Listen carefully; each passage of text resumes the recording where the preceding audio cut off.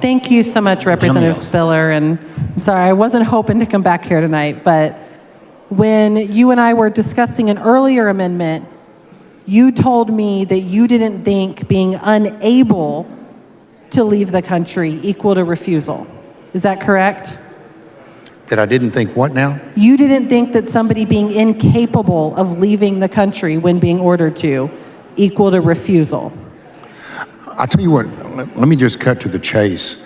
I'm concerned with what, I am concerned with what could happen in Mexico if someone is returned to Mexico and how it would be affected by this amendment. That's my concern.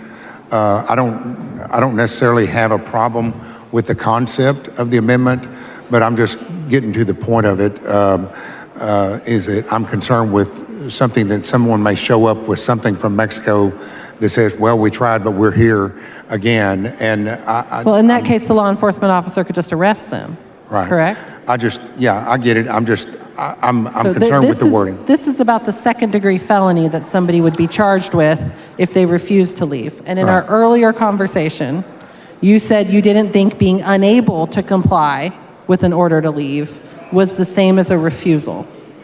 That's what you said. Do you agree? Right. I believe this is doing that. This is creating that clarification that being unable to leave is an affirmative defense to being prosecuted for a refusal to leave. I understand that.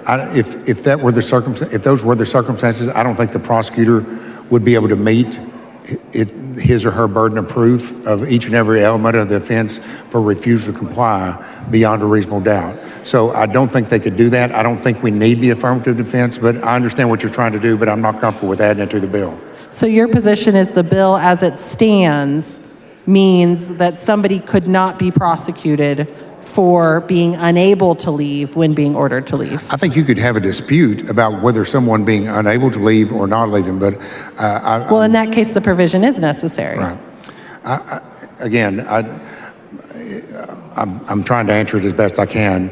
I'm not comfortable with the wording of this. I think the prosecutor still has to prove their case. They may be able to, they may not be able to, but I'm not comfortable with the wording of this particular amendment. Well, this amendment's been filed for hours. Could we clean up the wording so you are comfortable and we get the clarity we're seeking? Not really. I just don't like the idea of adding what you're wanting to do as an affirmative defense. I don't think that's necessary. I think either they can prove their case or they can't. I don't think it's proper to do it in this format. So I appreciate what you're trying to do, but I don't. Okay, so I just want to be clear that I understand. So where we ended is we think it's possible that somebody could get prosecuted for refusal to leave who was unable to leave. We think that's possible. Not necessarily will happen, but possible. But we're not going to try and clarify that. Or you would not like to try and clarify that in the bill. Is that accurate? I'm not going to say it's not possible to prosecute someone. I think they're going to have a hard time proving their case, and I can't think of too many prosecutors that want to do it if they can't prove their case. Okay.